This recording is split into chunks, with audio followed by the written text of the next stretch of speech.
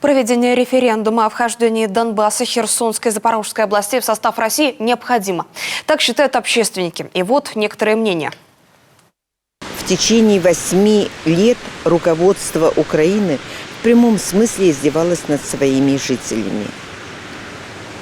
Оказались они беззащитными.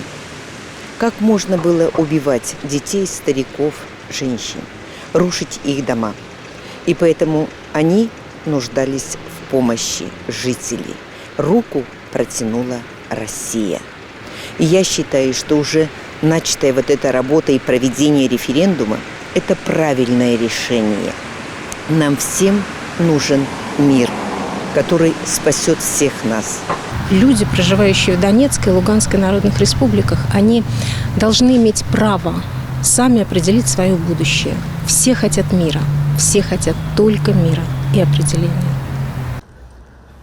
Решение президента России о проведении частичной мобилизации в стране поддерживают общественники, писатели и историки Коми.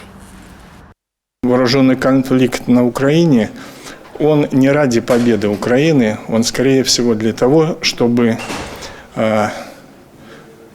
расчленить и уничтожить нашу Родину с ее народом с целью завладения природными богатствами и водой.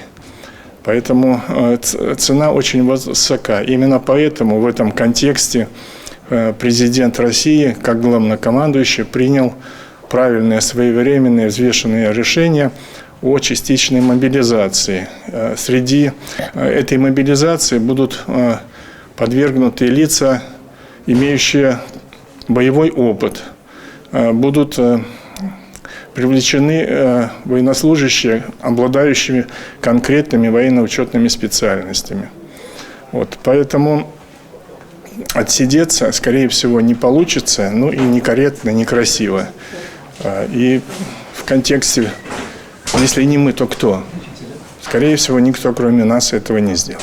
По факту в Европе тоже произошла частичная мобилизация. Вокруг периметра нашей страны, так сказать, разжигаются конфликты. И вдруг почему-то начались конфликты. Ситуация резко обостряется. Произошло одно из таких событий, может быть, медийно незаметных, но, на мой взгляд, очень важных. Заявление Чарльза Рожерса, стратегическое командование США, о том, что они готовят стратегические сюрпризы Китаю и России. Но мы же не можем с этим не считаться. Мы же не можем с этим не считаться, но, увы, вот такие времена, да, их не выбирают.